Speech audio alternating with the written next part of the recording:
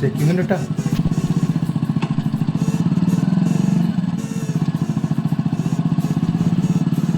ആ ചെല്ല് ചെല്ല്.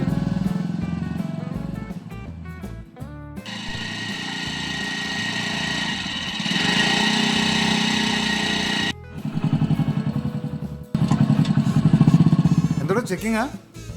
സാറേ കിറുക്കന്മാരുണ്ട് അവിടെ. ഹെൽമെറ്റ് ഒന്നും വെച്ചിട്ട് കാര്യമില്ല സാറേ. പറഞ്ഞു തന്നായി. ഒരു മിനിറ്റ് നിൽക്കേ.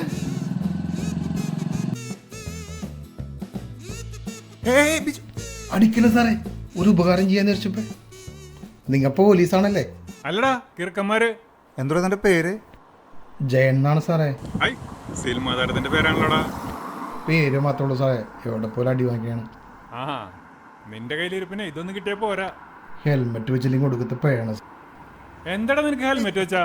മോനെ ചെയ്യാ, ഒരു ദിവസം ഈ വഴി കൂടെ എത്ര ക്രിമിനൽസ് യാത്ര ചെയ്യണ്ടെന്ന് നിനക്കറിയോ?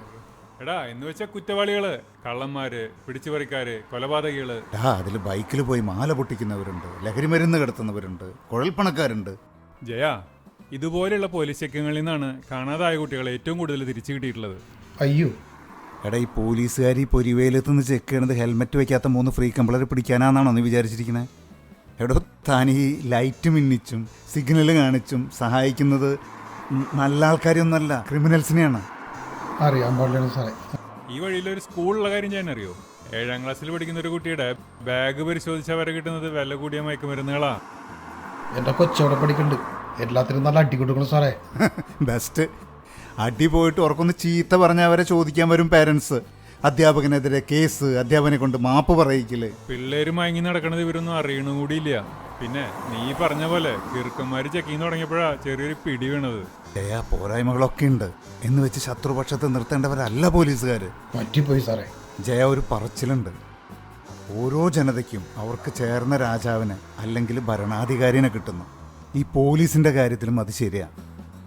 ഓരോ സമൂഹത്തിനും ചേർന്ന പോലീസിനെയാണ് അവർക്ക് കിട്ടുന്നത്.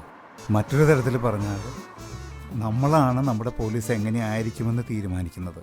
നമ്മുടെ നിലവാരമാണ് പോലീസിൻ്റെ നിലവാരം. മനസ്സിലായി സാറേ, മനസ്സിലായി.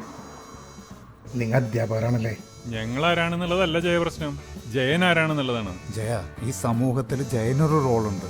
ആ റോൾ എന്താണെന്ന് ജയൻ മനസ്സിലാക്കാത്തതാണ് പ്രശ്നം. ജയൻ ഹീറോ ആണ് സാറേ. ഇനി അങ്ങോട്ട് ശരിക്കുള്ള ഹീറോ.